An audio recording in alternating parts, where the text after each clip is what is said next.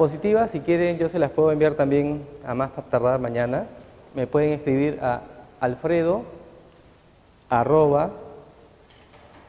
ver si los que quieren las diapositivas, yo se las envío a más tardar mañana. Alfredo@soria.com.pe. Entonces me envían un correíto si quieren ahora o más tardecito. Y yo mañana en la tarde envío todos los correos que reciba, les envío las diapositivas. Bien, ¿no? Cosa que las tienen ahí mejor en la versión original. Bien, creo que ya podemos empezar, ¿sí? Bien, vamos a comenzar a conversar el tema de ejecución contractual. La ejecución contractual es el hito que inicia a partir de la suscripción del contrato. Es decir, hemos firmado el contrato entidad con contratista. Para esto, obviamente, ha tenido que cumplirse una serie de requisitos que son solicitados por la entidad para poder suscribir el contrato. Pero una vez que se firma el contrato, de ahí en adelante, estamos en la fase de ejecución contractual, ¿sí? Entonces, ese es el primer tema a tener en cuenta. Desde la firma del contrato en adelante, ejecución contractual. Desde que se firma el contrato en adelante, las controversias que surjan respecto del contrato van a tener que someterse a los mecanismos de resolución de disputas que establece la ley, ¿sí? Que puede ser conciliación, junta de resolución de disputas o arbitraje, ¿no? Ustedes veían más temprano con la doctora Becerra que alguien estaba en desacuerdo porque de repente lo habían descalificado, ¿no? Había sido eliminado y tenía derecho a discutir esa decisión de la autoridad administrativa.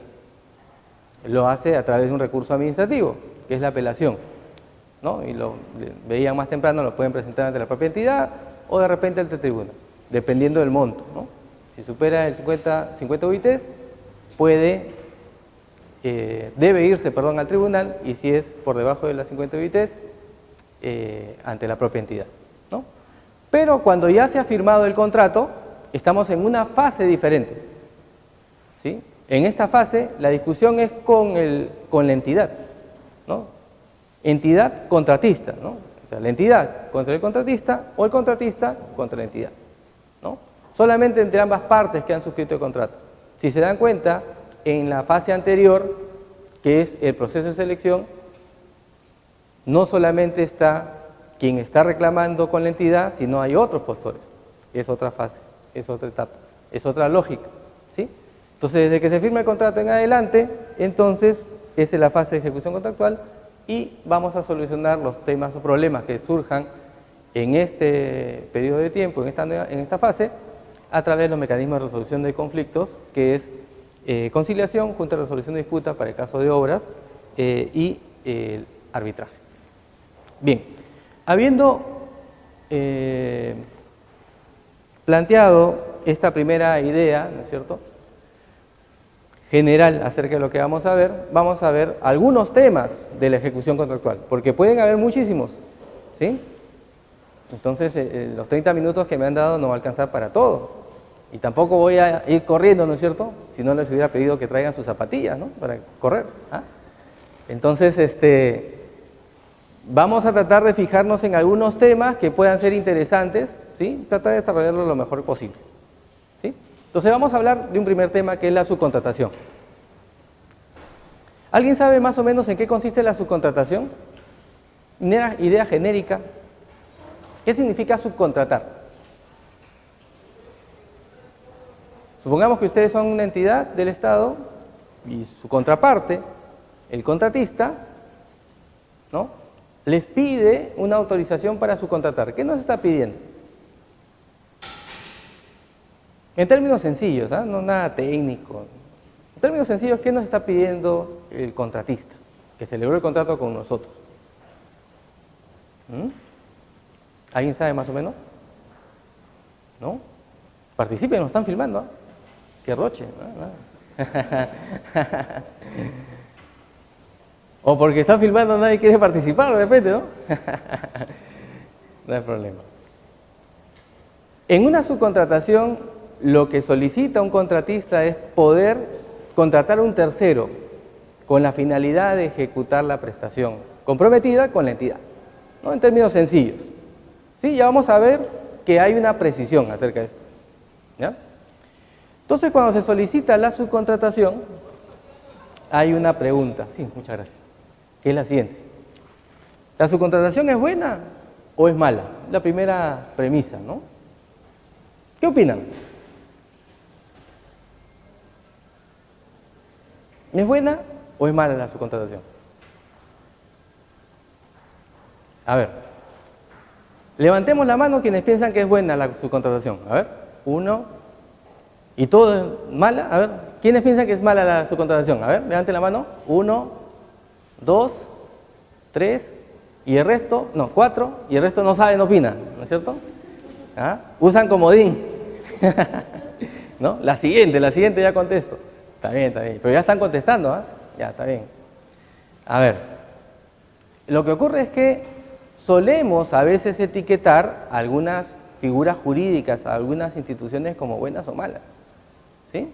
Tenemos una cierta percepción acerca de una figura y puede ser que esa percepción no sea correcta, ¿no? Entonces, eso ocurre con la subcontratación, ¿no? Y dependiendo de eso, nosotros vamos a entender si en realidad debería permitirse la subcontratación o debería prohibirse. Porque fíjense, si nosotros hemos calificado como algo malo la subcontratación, ¿cuál sería la consecuencia desde el punto de vista regulatorio de las disposiciones de contratación con el Estado? Debería prohibirse. Si es malo, debería prohibirse, ¿no es cierto?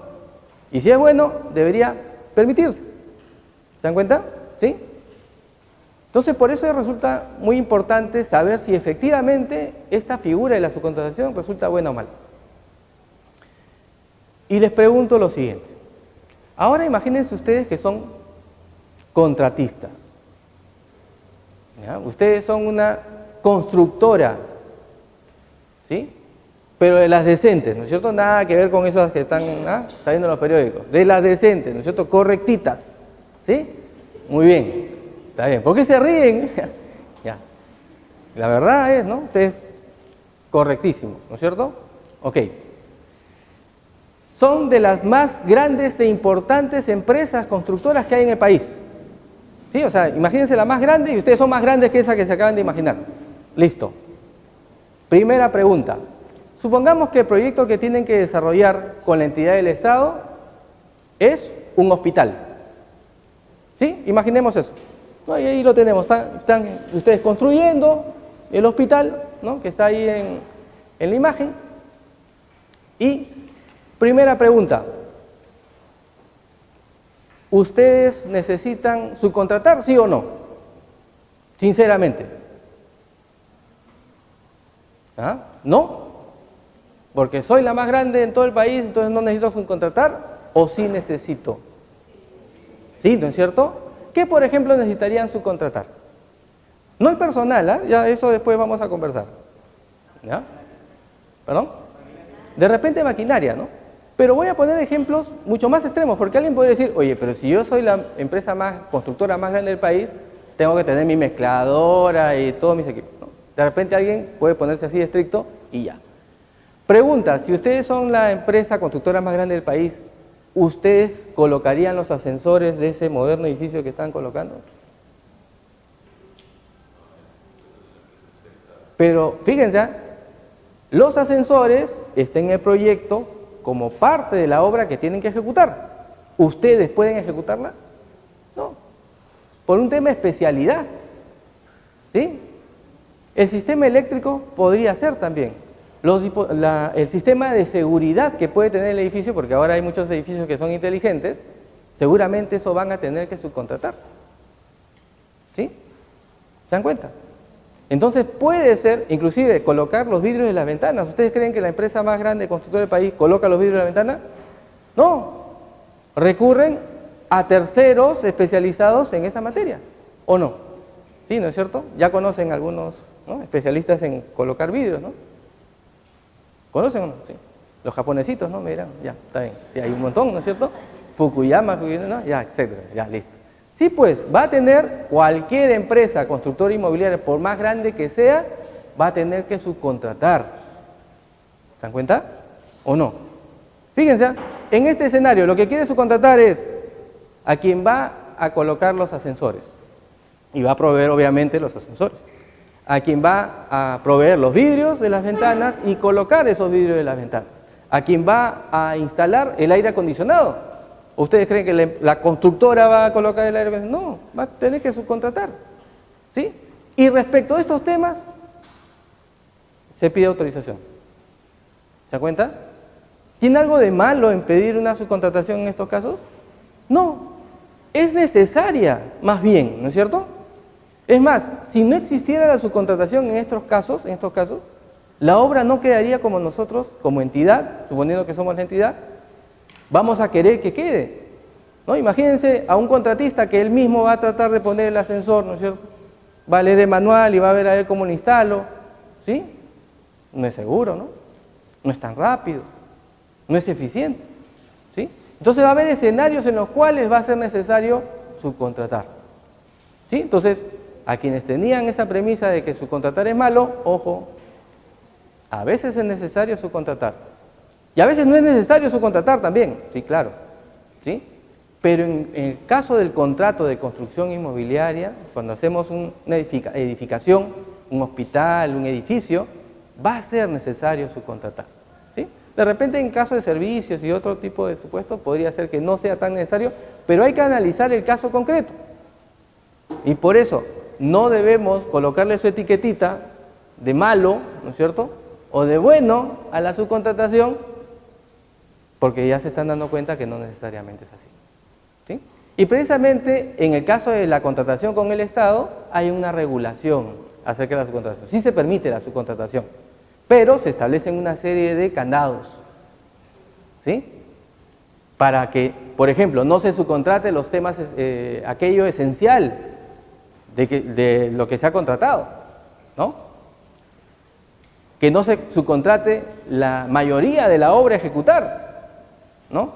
Hay algunos candados que ha puesto la ley que vamos a revisarlos más en detalle. La siguiente, por favor. Segunda pregunta. Para que exista subcontratación, y seguimos en el tema de la subcontratación, ¿basta simplemente que el contratista celebre un contrato con un tercero para denominar a esa figura como subcontratación? ¿Qué opinamos? Todo contrato que realiza el contratista para ejecutar la obra, para poder cumplir con lo pactado, ¿no es cierto?, ¿es una subcontratación? Esa es la pregunta, ¿sí? Fíjense, les voy a poner el ejemplo. El ejemplo que les había puesto era, tiene que subcontratar a alguien que va a colocar los ascensores, ¿no? Va a proveer los ascensores y los va a instalar. Esa parte de la ejecución de la obra no la va a hacer el contratista, sino un tercero. ¿Esa es subcontratación? Sí, ¿no es cierto? Ok. Para realizar esta obra, que es un edificio, ¿no?, el hospital, es necesario ladrillos y cemento, ¿no? Y el contratista va a tener que celebrar contratos con quienes le proveen el cemento y el ladrillo. ¿Esos contratos son subcontratación? ¿Qué opinan? ¿Sí o no? No, ¿no es cierto? No. Esos son contratos de provisión de bienes o de servicios. Y es distinto a la subcontratación. ¿En dónde está la diferencia? La diferencia básicamente está en ese tema. O sea, fíjense, cuando se trata de provisión de bienes o servicios, solamente se proporciona lo que el contratista necesita para que sea el contratista quien ejecute la obra. ¿Sí? O sea, el contratista va con el proveedor de los ladrillos, con el proveedor del cemento, ¿no es cierto?, contrata con ellos y le deja de repente en sus almacenes el contratista, pero el contratista después ejecuta la obra el propio contratista por sí mismo, ¿no? No hay intervención en la obra o en lo contratado del tercero, ¿sí? No implica que el tercero proveedor de bienes va a ejecutar parte de lo contratado, Ese es el tema, ¿no? En una provisión de bienes o servicios, el tercero no ejecuta las prestaciones que han sido convenidas con la entidad. No constituye por eso un subcontrato. Acerca de qué significa la subcontratación, existe una opinión del OCE, que es la siguiente. La siguiente, por favor, ¿no? Que es la opinión 048 del año 2012, que establece precisamente que la subcontratación básicamente consiste en que un tercero ejecute parte de las prestaciones comprometidas frente a la entidad, ¿no? En el ejemplo del ascensor sí ocurre eso. Hay una parte de la ejecución de esa obra que va a ser realizada por un tercero. La instalación de los ascensores va a ser encargada a un tercero y el contratista no la va a realizar por sí mismo. El tercero va a ser quien va a realizar eso. Lo mismo ocurre con la instalación de los vidrios de las ventanas, ¿no? Entonces, estos supuestos en los cuales el tercero ejecuta parte de lo contratado, es el tercero y no el contratista, esos son supuestos de subcontratación, ¿no? Y los supuestos que están regulados y que tienen candados en la legislación es precisamente estos supuestos de subcontratación. Para el caso de la provisión de bienes o servicios, no hay restricciones. No hay restricciones, ¿ah? ¿Sí? No necesitan autorización. Si ustedes son contratistas, no necesitan autorización para la provisión de bienes y servicios, pero sí para la subcontratación, ¿sí? Si va a haber un tercero que va a ejecutar parte de lo comprometido, entonces tienes que pedir permiso y seguir cumplir todos los requisitos que dice la norma. Adelante. ¿Qué te dice la norma que es exigido para subcontratar? Te establece algunos candados, ¿no? Ya les había adelantado que, en primer lugar, no es que el contratista de buenas a primeras diga, ¿sabes qué? Ya lo subcontraté y te aviso después. No, la aprobación es necesaria con anticipación. Hay que pedir una previa autorización a la entidad, ¿no? Ese es el primer requisito. Previa aprobación de la entidad, siempre que no exista prohibición en documentos del proceso de selección. Si es que en las bases se prohíbe la subcontratación, no se puede subcontratar, ¿no? Si estamos en un contrato de obra, obviamente ese proceso quedará desierto. Pues ya les digo, va a ser necesario subcontratar.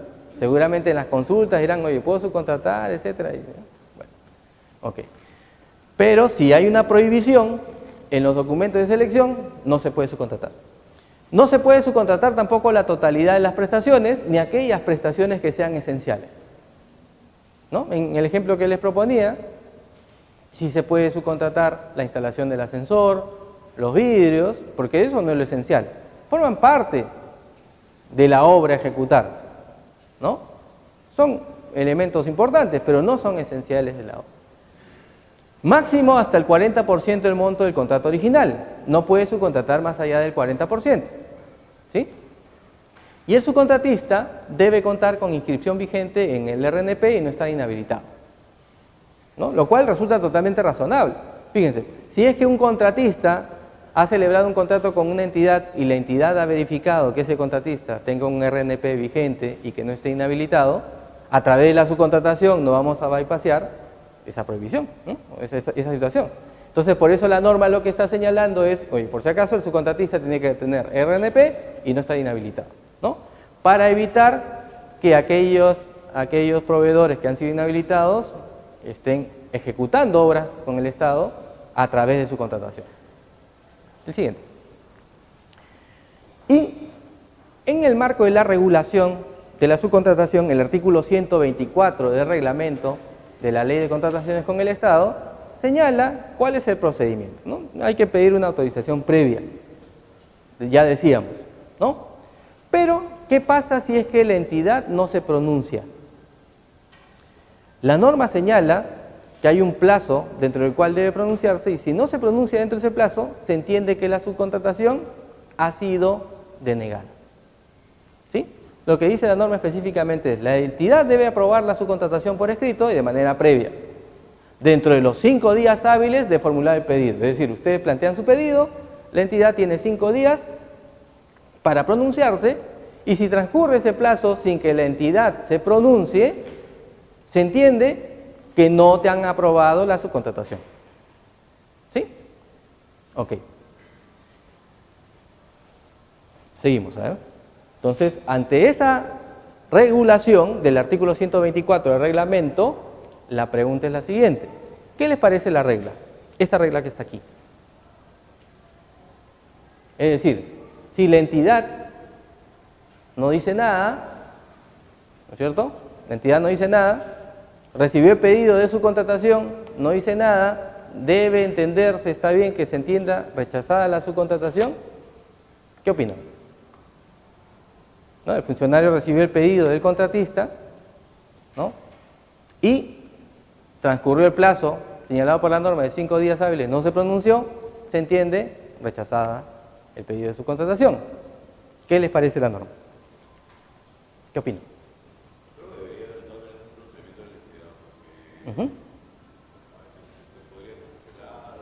Ya, ok, y esa es la premisa que tomó el legislador. O sea, el legislador lo que dijo fue, oye, ¿sabes qué? Como es necesario que la entidad apruebe, ¿no es cierto? Mejor que se espere el contratista a que la entidad se pronuncie, ¿no? Esa es la lógica. La pregunta es, ¿qué pasa con la obra? Fíjense, porque si fuera la casa del funcionario y no se la avanzan, no hay problema, ¿no? Pero puede ser un colegio, puede ser un hospital, que no va a terminar a tiempo porque hay alguien que recibió un pedido y simplemente no lo atendió. De repente estaba muy ocupado, de repente está leyendo el periódico, de repente está en el cajón, ¿no es cierto?, durmiendo ahí el pedido, ¿eh? ¿Sí? Como ocurre a veces, ¿no? Entonces deberíamos entender denegada como una regla, porque fíjense, la regla que existía antiguamente